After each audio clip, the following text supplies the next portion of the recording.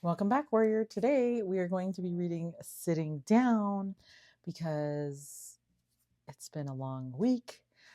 We went to New York and we were working, and I had walked 29,000 miles, or 29,000 miles. Oh my gosh, no, 29,000 steps.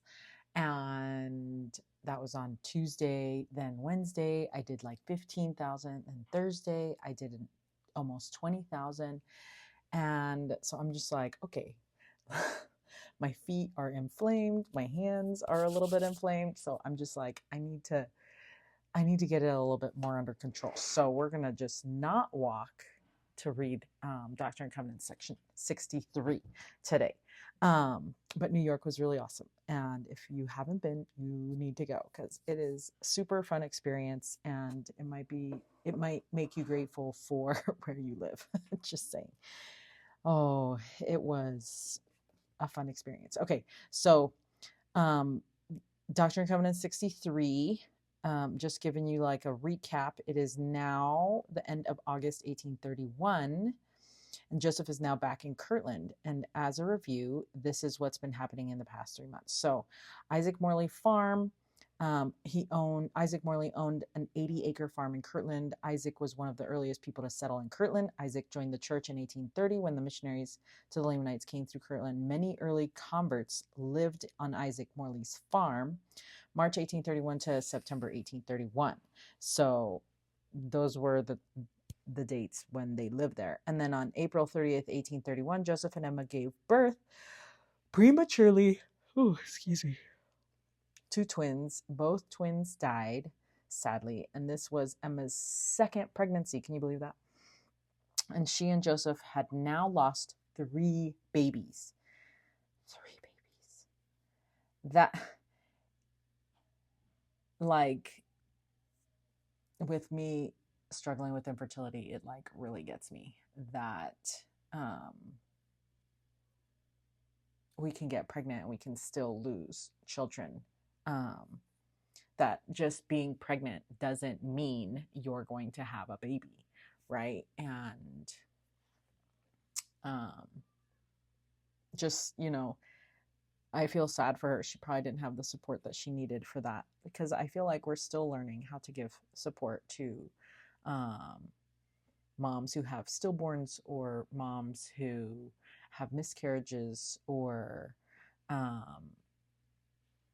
like, or lose babies after they are born just hours later, and it's just so hard. So you don't know what that experience is like unless you've been through it. So that just breaks my heart. And then that same day, though, Julia Murdoch, the wife of John Murdoch, gave birth to twins, and she died in childbirth, which is a whole nother thing of women's health and how we need to do better there, And I remember my first doctor when I went just to have like a doctor after I got married. I was like, I'm going to need a doctor, female doctor, or like a doctor for my female needs, right? And like a gynecologist. And first time I went, the doctor was super rude to me, and I asked him if he could check if I had endometriosis, and instead of doing like actual lab work to help me figure this out, or even like an ultrasound would have been better than what he did. But he basically just like went like this on my uterus. Okay, I'm not gonna get up and show you that area, but he pretty much just pushed on me really hard and was just like, does that hurt? And I'm like, well, no, it doesn't hurt, And he's like, well, you don't have endometriosis. I'm like, that's the test? I don't think that's the test. And well, never again did I see that guy ever again. And I was like, I didn't really know how to advocate for myself then. And so it was really hard, and I was just like, okay, that's not helpful, right? And yeah, I should have gone to another doctor.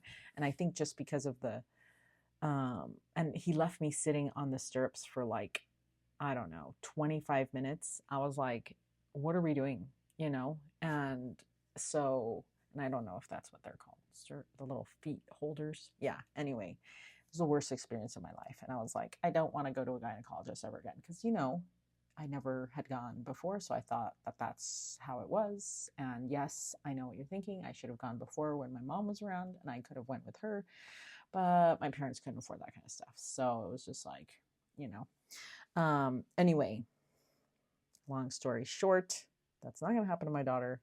And I got me a better doctor, and she was a female, and she helped us out. But women's health struggles, and so be better, like, guys, come on, step it up. Like, why are we got to be like that?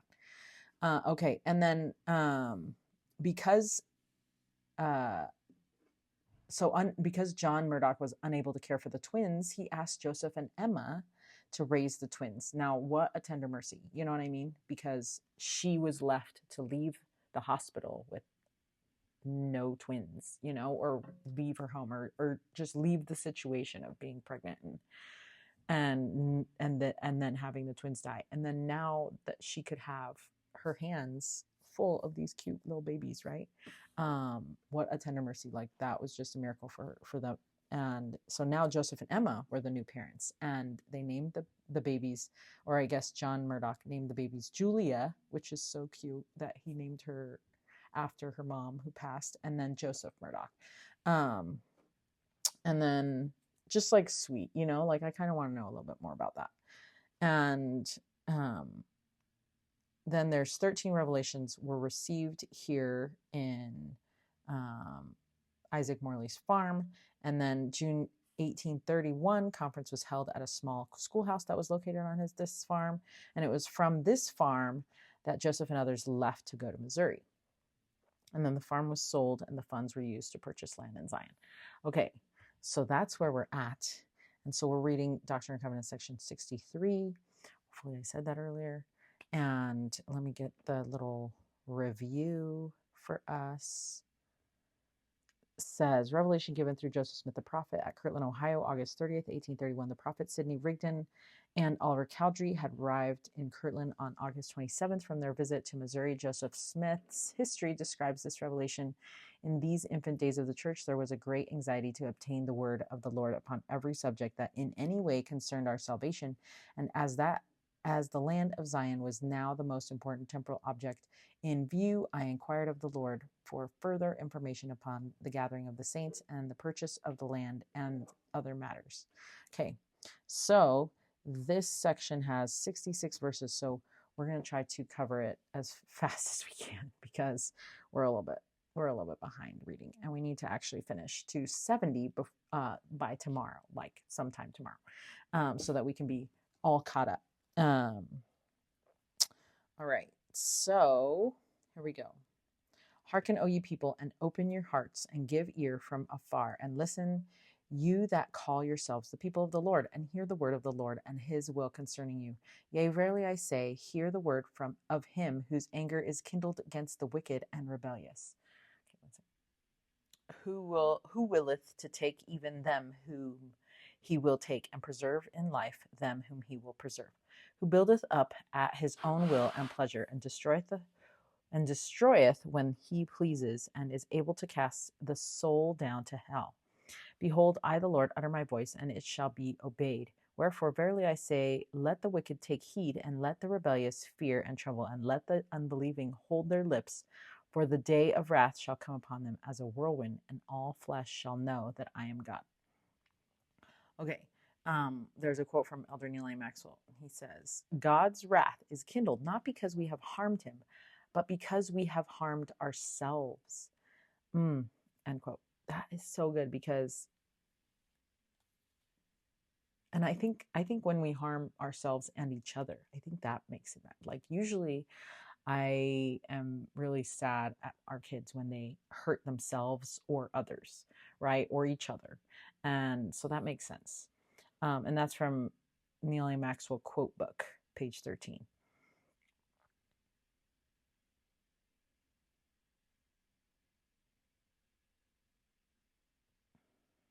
Oh, I should have paused it for a second. I was trying to read. Sometimes I'm like, oh yeah, I'm reading.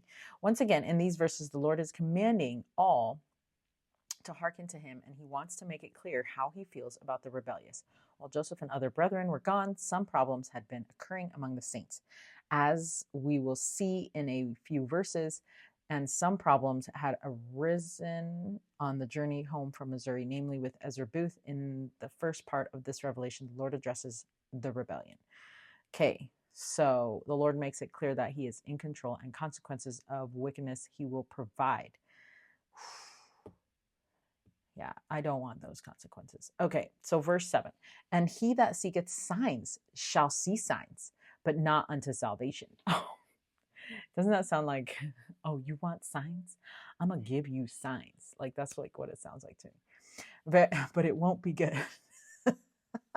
It's like, because if you can't see the signs all around you that typify of Christ, like you need different signs, and I'm going to help you see those signs. Like, it almost is like a Latina mom right here telling, oh, you want something? I'm going to give you something.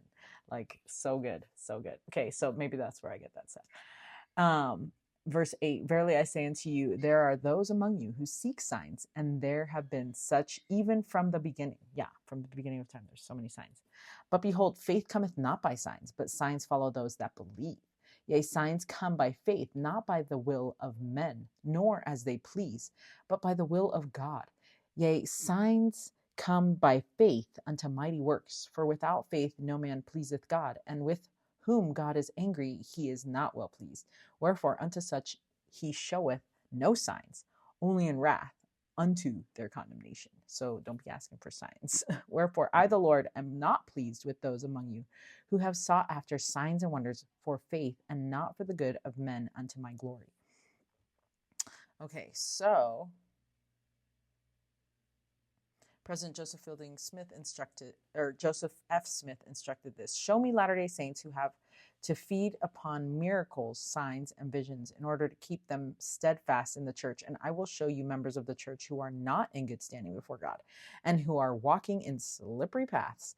It is not by marvelous manifestations unto us that we shall be established in the truth, but it is by humility and faithful obedience to the commandments and the laws of God. End quote. Oh, yeah. Okay, so that's President Joseph Fielding Smith, the Gospel Doctrine. Okay, so verse 13. Nevertheless, I give commandments, and many have turned away from my commandments and have not kept them.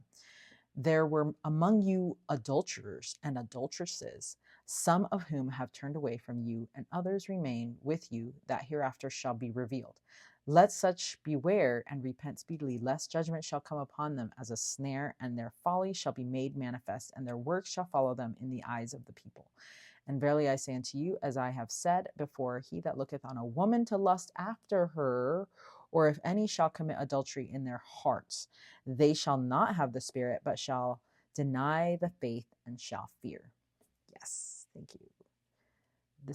Thank you, Jesus. This is what we need to hear. A lot of, right?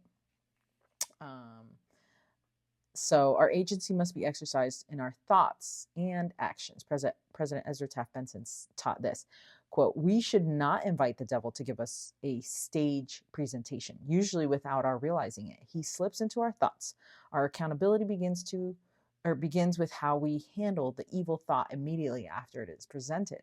Like Jesus, we should positively and promptly terminate the temptation.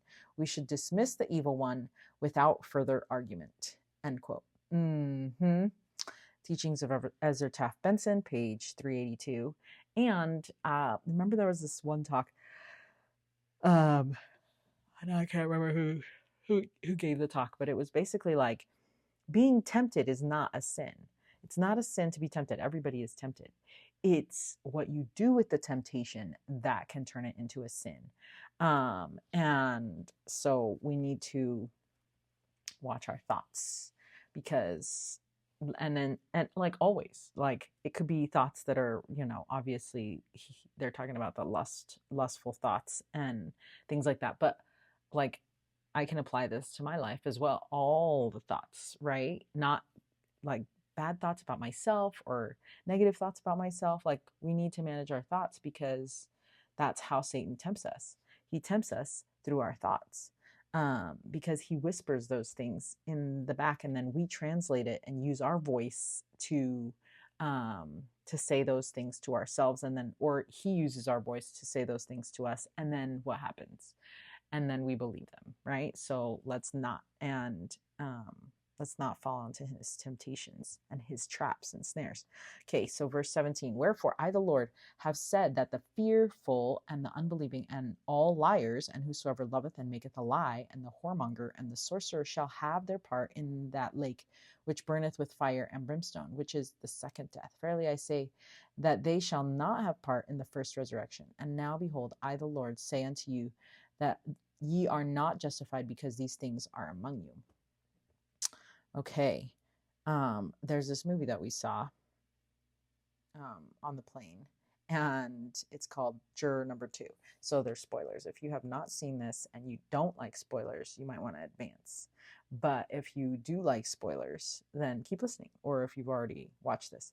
Anyway, so Juror Number 2 is basically a story about a person who got called to jury duty, and as the story, or jury duty to someone who is on trial for murdering his girlfriend. And as the trial and story unfolds, juror number 2 realizes, wait, this guy is not guilty because I'm the one who actually accidentally killed this woman. And this juror number 2 now has this internal struggle, and you see like all this happening. It was really well made. And juror number 2 actually struggles because he 4 years ago had this addiction to alcohol. And anyway, like, turns out if he felt like if he came forward, he would end up incriminating himself, and then he'd end up in jail. But like, he just barely got married and his wife had a miscarriage last year, and now is going to have miscarried twins, in fact, because we were talking about twins, right, with Joseph and Emma. Anyway, and then now his wife's about to have another, or have a baby, and his family's about to start now, and he's like really worried about not being there, and his wife's really worried about him not being there, and she's like, are you going to be there? And she knew about his alcoholism and how he's now sober for 4 years and blah blah blah. Anyway, so like, it kind of goes through this whole story, and you see like, oh, because good guy, or guys who make bad choices can become better, right? Like, that's the whole, like, I think the premise of like what this whole movie was trying to maybe say. But then in the end, he does not like, you see like, oh, like during the jury duty, like, they are trying to talk about everything, and he's trying to say, well, what if he's not at fault, and what if, but then he finds out from his lawyer friend that if it's a hung jury, then they're going to go back to trial, and it's just going to be like always a trial, and so they have to get to a verdict in order for him to be off the hook, right? And so anyway, he changes his vote of not guilty to guilty, and so now everybody says this poor man is guilty, and it's not his fault. It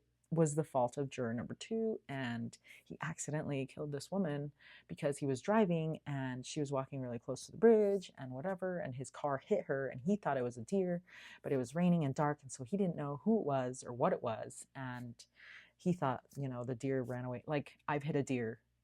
It is insane, and like, I sent that deer flying. So the fact that like it would have gone over the ditch and makes complete sense, right?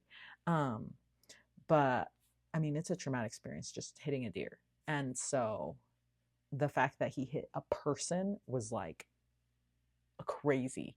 Very narrow bridge. Anyway, like, he was just really worried. And at the end, you see him not speaking up, but like seeing this man be sentenced and walk away. And he's just like, not speaking up. And I did not appreciate that. I was like, wait, I thought this movie was all about like, guys are not liars and do get better and they can change, and you know what I mean? Like that was what it was about to me. And apparently no, you know, if for this guy, it's like he couldn't change.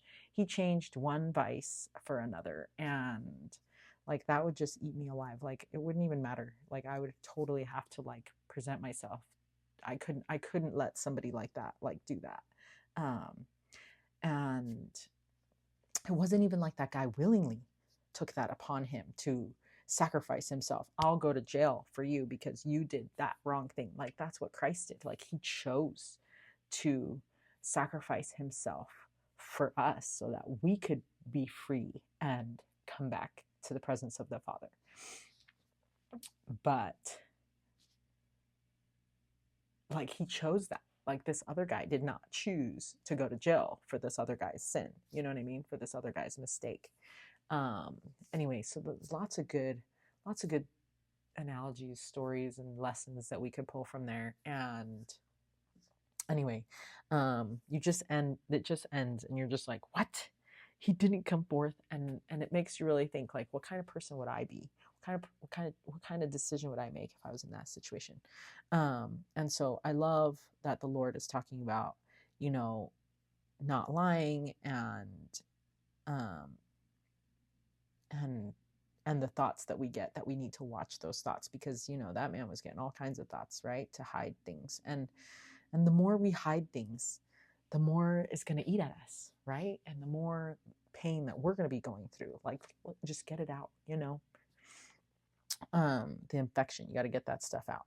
Okay, so it's the eternal consequences of sin are always going to be there. And so you just, like, I just couldn't live with that. So anyway, maybe there's going to be a juror number 2, part 2, juror number 2 squared. I don't know. Maybe it'll be more satisfying. Okay, so we're going to read verse 20. Nevertheless, he that endureth in faith and doeth my will, the same shall overcome and shall receive an inheritance upon the earth, when the day of transfiguration shall come, when the earth shall be transfigured, even according to the pattern which was shown unto mine apostles upon the mount, of which account the fullness ye have not yet received. Okay, wait, really quick. If you've seen juror number 2 and you have thoughts about it, please put it in the comments, because I am so curious about like what you thought about that whole thing. And if you haven't seen it and I gave you the spoiler, I'm so sorry. And you should have fast forwarded because I told you. Okay. There's a quote here from the Encyclopedia of Mormonism. It says, transfiguration, the earth, it's for transfiguration because it's a temporary physical and spiritual change. So it says the earth itself will be transfigured at Christ's second coming. While on the Mount of Transfiguration, the 3 apostles saw not only God's divine glory, but also the earth in its transfigured state. Modern revelation says that through obedience and enduring to the end, faithful saints will receive an inheritance upon the transformed earth when the millennial day arrives. End quote. Okay. Verse 22. And now, verily I say unto you, that as I said that I would make known my will unto you, behold, I will make it known unto you, and not by the way of commandment. For there are many who observe not to keep my commandments. But unto him that keepeth my commandments, I will give the mysteries of my kingdom, and the same shall be in him a well of living water, springing up unto everlasting life. Okay, so as the saints are learning about these future prophecies like the first resurrection and the transfiguration of the earth, they were likely amazed. The Lord then takes this opportunity about being given the mysteries of my kingdom sorry. The Lord then takes this opportunity about being given the mysteries of the kingdom. A mystery is something the natural man cannot alone understand or truly discover. It is something that must be revealed by the Spirit and sought through obedience, study, and faith. They are mysteries because they cannot be understood by the world. These truths are like a well of living water, constantly replenishing us and leading us to eternal life. Notice that it says that the well shall be in him, or as Elder Joseph B. Wirthlin put it when speaking of President Gordon B. Hinckley, he says, President Hinckley has drunk deeply throughout his entire lifetime. Because of his righteous obedience, streams of living water have flowed and will continue to flow from him to quench the thirst of a spiritually parched world. End quote. April 1995 General Conference. Okay, that's when I was 15. Amazing. Okay. So, and how do we get that well? It says, unto him that keepeth my commandments, I will give the mysteries of the kingdom, and the same shall be in him a well of living water, springing up unto everlasting life. So we keep the commandments. And how do we learn the commandments? Is by reading them, is by immersing ourselves in them. It is by trying to seek after those words, right? And where do we find those words? In the scriptures. And that's what we're doing. Verse 24, and now behold, this is the will of the Lord your God concerning his saints, that they should assemble themselves together unto the land of Zion, not in haste, lest there shall be confusion, which bringeth pestilence. Behold, the land of Zion, I, the Lord, hold it in mine own hands. Nevertheless, I, the Lord, render unto Caesar the things which are Caesar's. Wherefore, I, the Lord, will that you should purchase the lands, that you may have advantage of the world, that you may have claim on the world, and that they may not be stirred up unto anger. For Satan putteth it into their hearts to anger against you, and to the shedding of blood. Wherefore the land of Zion shall not be obtained but by purchase or by blood, otherwise there is none inheritance for you. And if by purchase, behold, you are blessed. And if by blood, as you are forbidden to shed blood, lo, your enemies are upon you, and ye shall be scourged from city to city, and from synagogue to synagogue, and but few shall stand to receive an inheritance. Okay, so the direction to the saints that the Lord was giving, super specific, and it says, gather to Zion, but not in haste. The Lord holds Zion in his hands. However, they should obey the laws of the land, just like he did when he lived upon the earth. The Jews were subject to Rome and Caesar. They should purchase lands and therefore own the property legally. If they try to fight for it, it will not turn out good, but they must work to obtain Zion. It will not just be there. I know, right? And Satan will try to stop the building of Zion, always. There will be persecution against them. And I would say that, like, even in our families, we try to build Zion in our homes, and we're going to experience opposition. We're going to experience Satan trying to stop our building of Zion in our home, in our hearts and in our home, right? Like, let's start there. Let's start building Zion in our hearts. Then as we build it in our hearts, we expand, build it in our homes. As we build it in our homes, we build it to our neighbors, and in the neighbors, and it's the ward, and then the stake, and you know what I mean? But first is us. And I love, there was somebody who said something, of course, it was a missionary going out. He's about to serve, and he said that one of his leaders taught him that the first person that the Lord is trying to convert is you. And it's so true. It's the first person is us. So let's bring ourselves to the Lord first, right? Okay, and then verse 32, I, the Lord, am angry with the wicked. I am holding my spirit from the inhabitants of the earth. I have sworn in my wrath and decreed wars upon the face of the earth, and the wicked shall slay the wicked, and fear shall come upon every man, and the saints also shall hardly escape. Nevertheless, I, the Lord, am with them, and will come down in heaven from the presence of my Father, and consume the wicked with unquenchable fire. And behold, this is not yet, but by and by.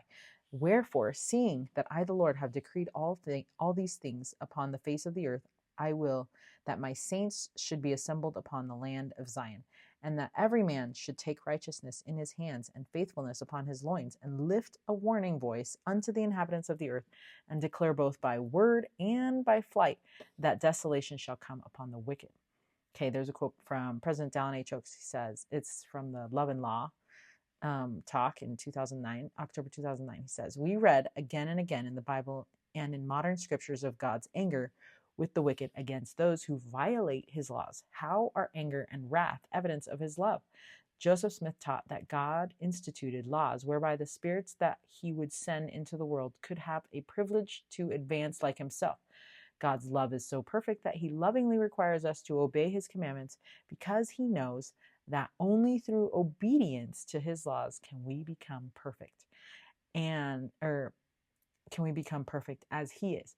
For this reason, God's anger and his wrath are not a contradiction of his love, but an evidence of his love. Every parent knows that you can love a child totally and completely while still being creatively angry and disappointed at that child's self-defeating behavior. End quote. Facts. I agree. And it's funny because I think we're talking about like right now in society, we're talking about expectations and setting expectations. And if you don't expect anything, you won't be let down.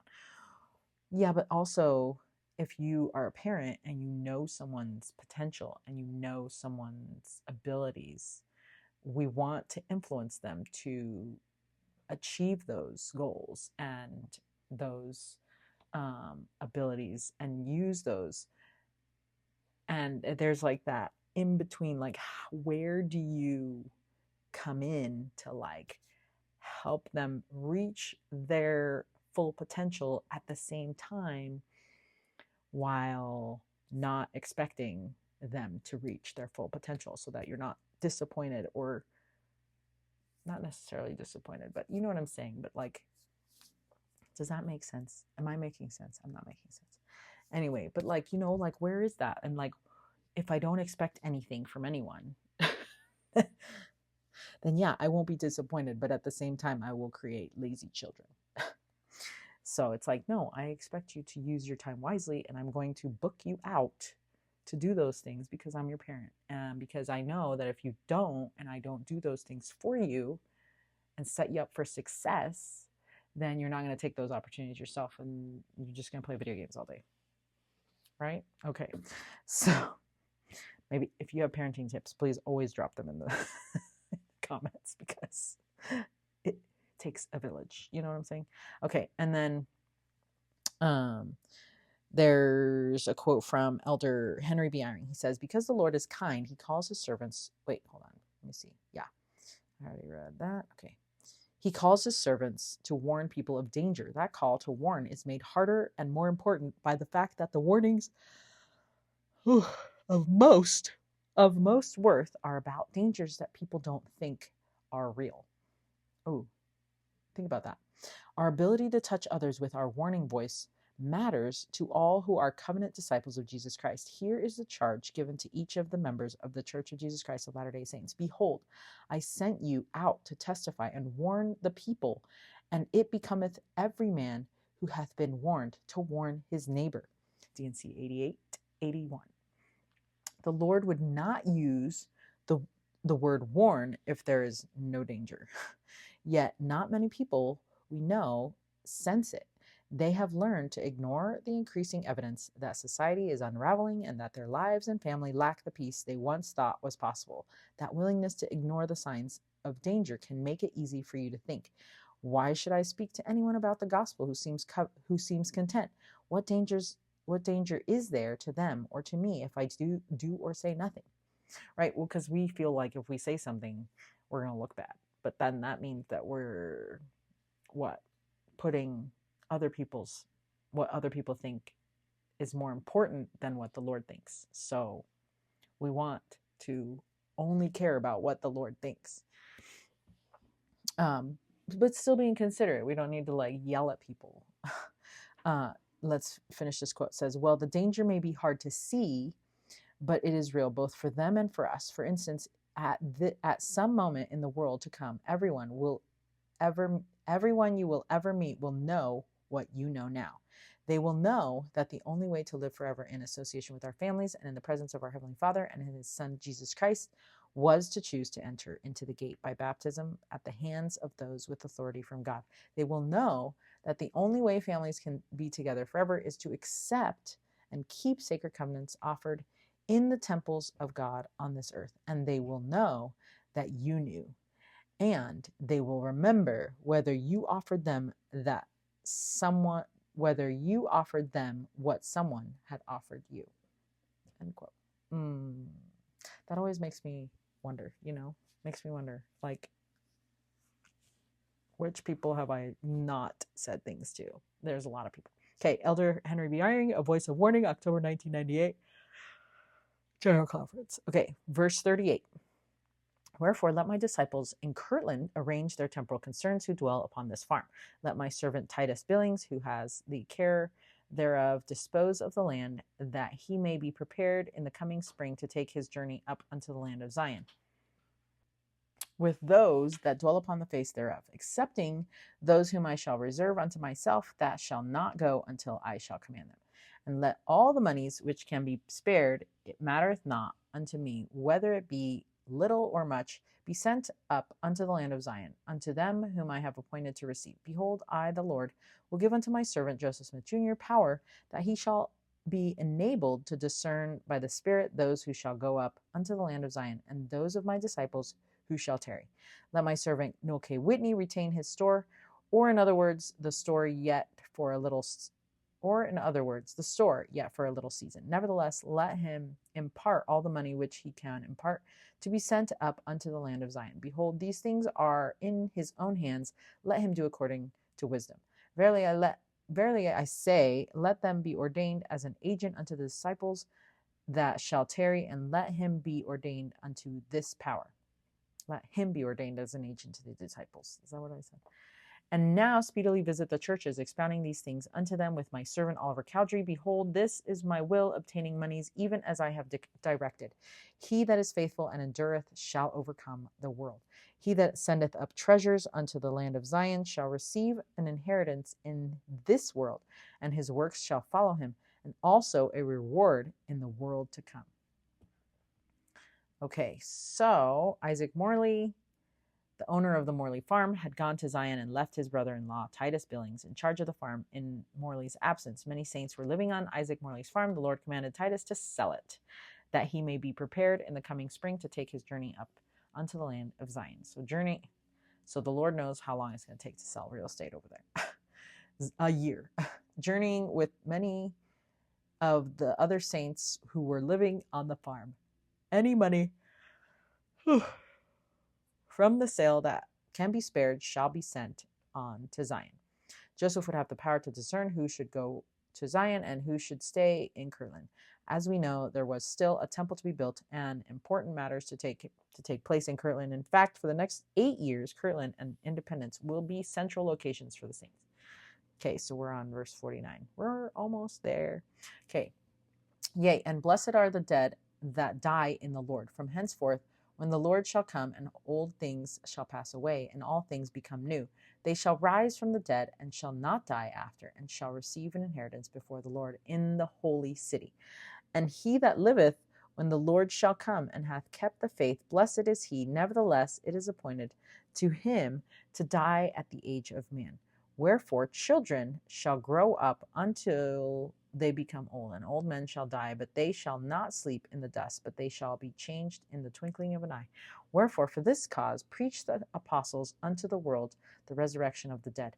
These things are things that ye must look for, and speaking after the manner of the Lord, they are now nigh at hand, and in a time to come, even in the day of the coming of the Son of Man. And until that hour, there will be foolish virgins among the wise, and at that hour cometh an entire separation of the righteous and the wicked. And in that day will I send mine angels to pluck out the wicked and cast them into unquenchable fire.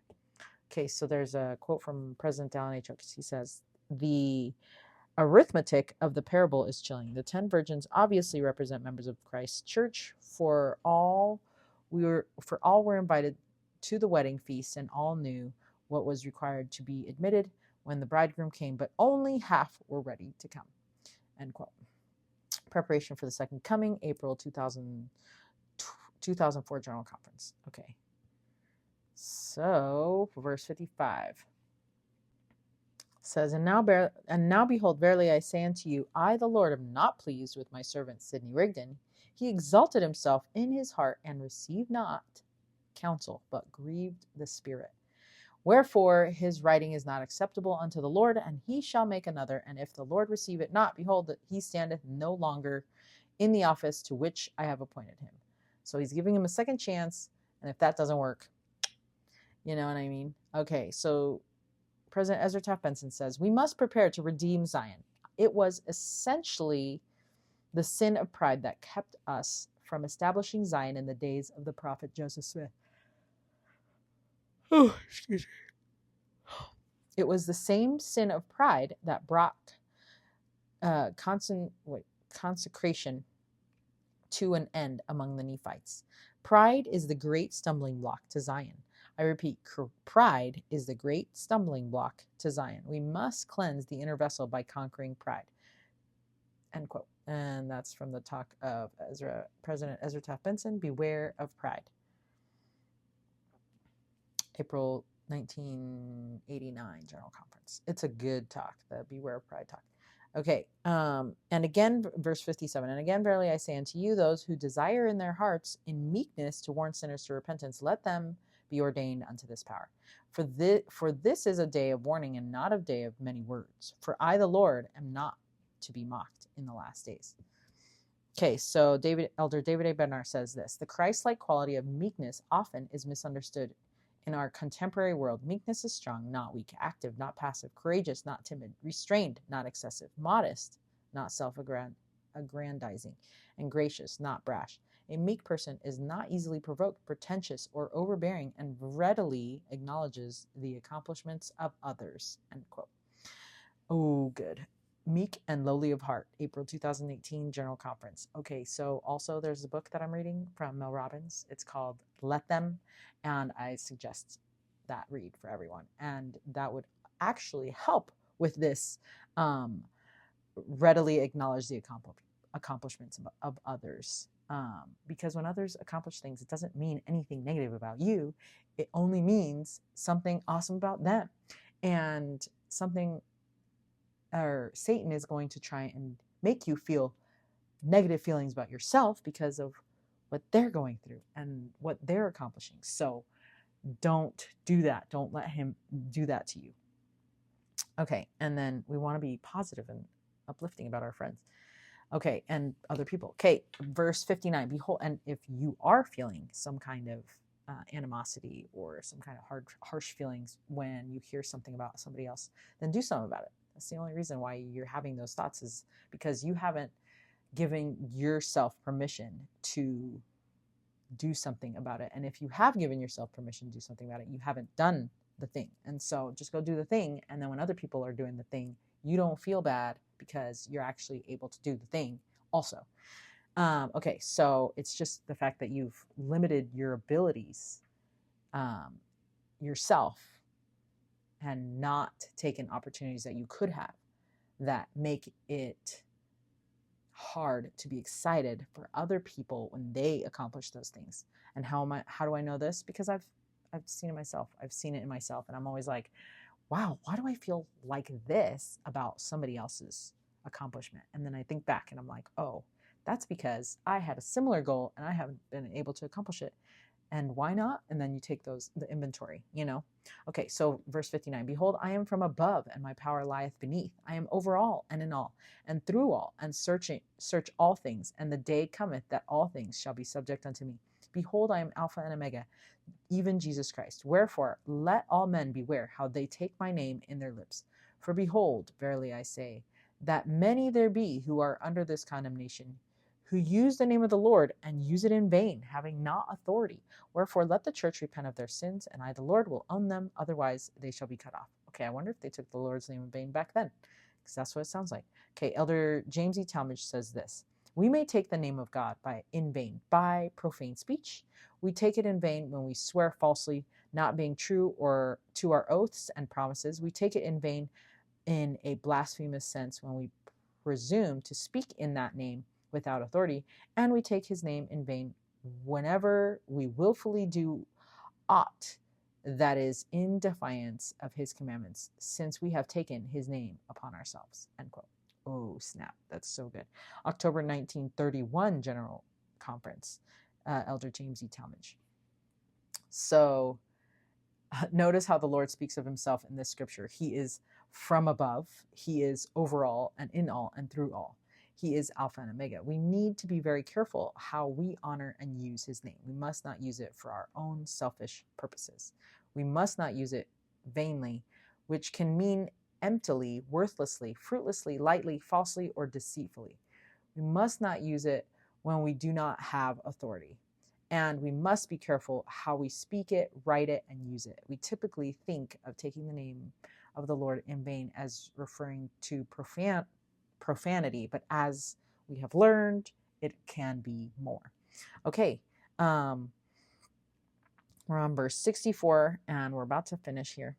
Remember that which cometh from above is sacred and must be spoken with care and by constraint of the Spirit. And it is there, and in this there is no condemnation, and you receive the Spirit through prayer. Wherefore, without this there remaineth condemnation. And then verse 65, let my servants Joseph Smith Jr. and Sidney Rigdon seek them a home as they are taught through prayer by the Spirit. These things remain to overcome through patience, that such may receive a more exceeding and eternal weight of glory, otherwise a greater condemnation. Amen. So Joseph, Emma, Sidney Rigdon, and Sidney's wife had been staying at Isaac Morley's farm. Now, with the Lord's instruction to sell that property, they need to find new homes. Joseph and Emma ended up moving into the John and Elsa Johnson home in nearby Hiram, Ohio. This is the same Elsa Johnson whose arm was miraculously healed. This home will become very significant in many church history stories. This is where Joseph will be tarred and feathered. This is where Joseph will receive the revelation of the Doctrine and Covenants 76 about the 3 degrees of glory, and 16 revelations will be received. So lots of good stuff is happening. Okay, that is it for Doctrine and Covenants section 63. So until, and I don't have the read it, live it right now with me. So until Doctrine and Covenants section 64, stay strong, warrior.